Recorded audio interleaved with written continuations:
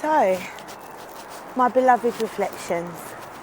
Last week I released a video and it was about focusing on Yahweh, your relationship with him, and letting him be your first. So I'd just like to continue it, and I just want to make this really, really clear.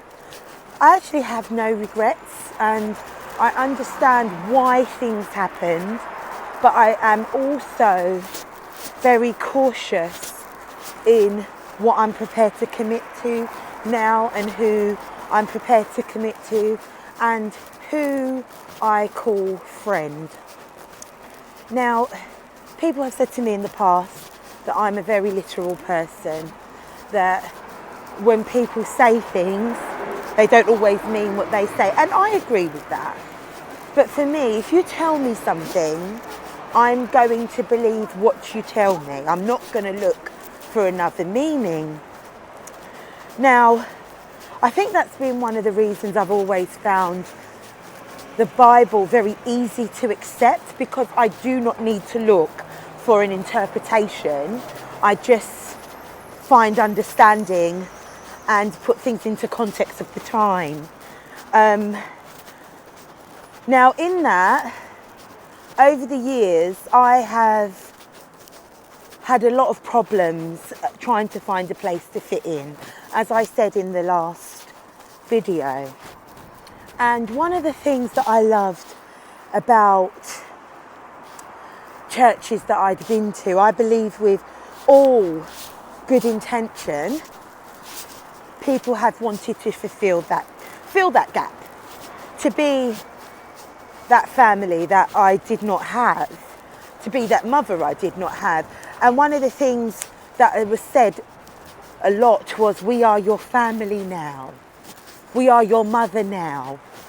And in all honesty, that was a lot of truth until things got too bad and maybe I was too needy.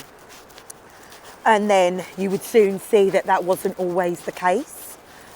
And I do believe 100% that they had every wonderful intention of fulfilling that. But it just wasn't possible. Now, I do believe that Yahweh has a purpose for the motherless, for the fatherless, for the familyless. And I do not believe that under any circumstances that he abandons us in these situations. More than ever now, I know it's so I can comfort those who have walked in my shoes, but I also know I will not promise to be anything that I cannot be. I just won't.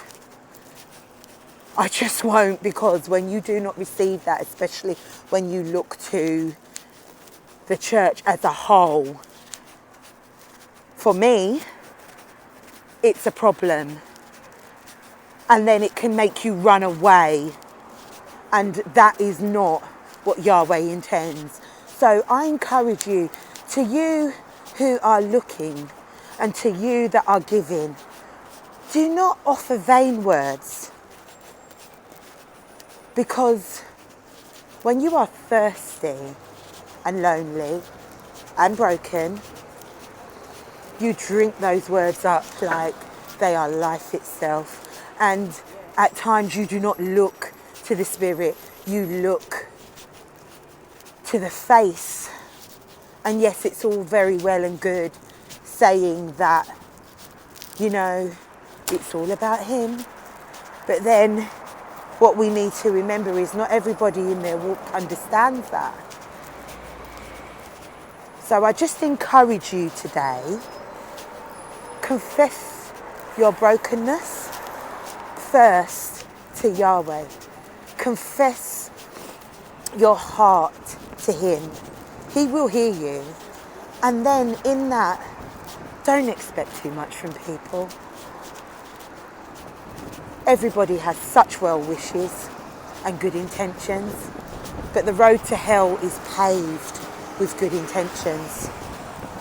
And I believe that the possibility to grow and to flourish is so much more important.